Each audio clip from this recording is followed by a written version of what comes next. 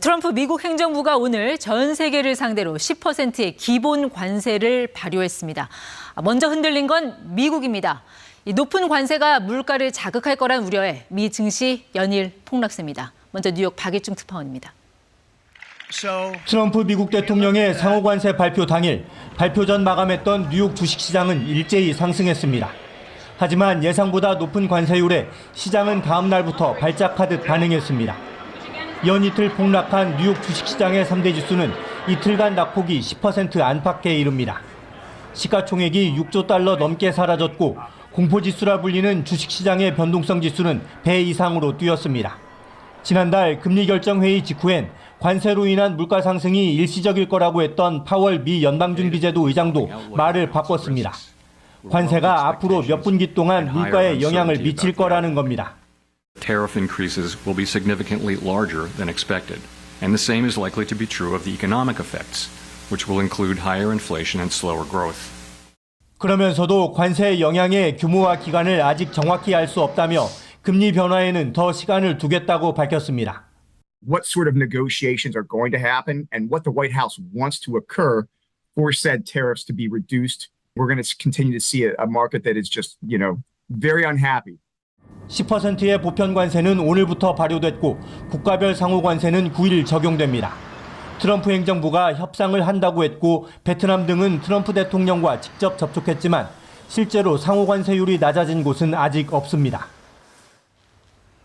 네, 이런데도 트럼프는 마이웨이, 아랑곳 않는 모습입니다. 뉴욕 현지를 바로 연결하겠습니다.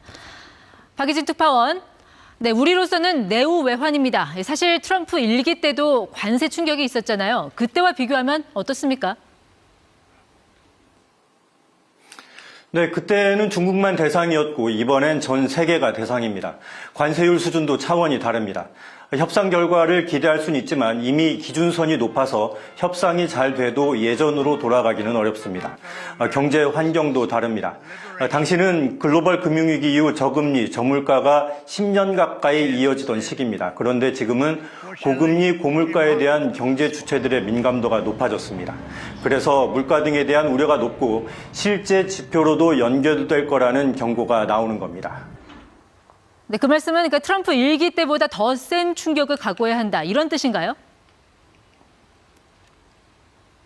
네, 그렇습니다. 지금은 경기 전망 자체가 바뀌고 있다는 것에 주목해야 합니다.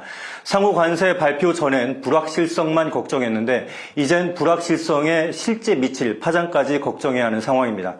경기가 꺾이면 물가 상승률이 낮아져야 하는데 지금은 반대입니다. 그래서 금리 대응도 어렵습니다. 그럼에도 트럼프 대통령은 물러날 기미를 보이지 않고 있습니다.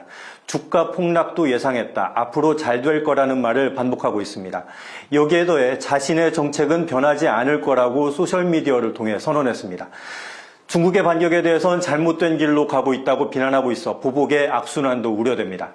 트럼프는 계속하겠다, 연준은 지켜보겠다는 입장이어서 당장 상황이 반전되기는 쉽지 않아 보입니다. 지금까지 뉴욕에서 전해드렸습니다. 이 트럼프 관세 공격에 놀란 중국은 해외, 특히 동남아로 눈을 돌리고 있습니다. 이 무역 파트너를 다양화한다는 전략인데 이 최근 지진 피해가 난 미얀마에 통 큰 지원을 약속한 것도 무관치 않아 보입니다. 김효신 특파원입니다. 베트남과 미얀마, 라오스까지 세 나라와 국경을 맞대고 있는 중국의 윈난성입니다.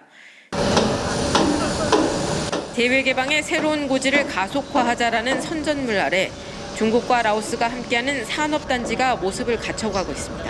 두 나라 간 육로 화물 운송량이 최근 크게 늘면서 건문수합도로는 12차로로 확장 공사 중입니다.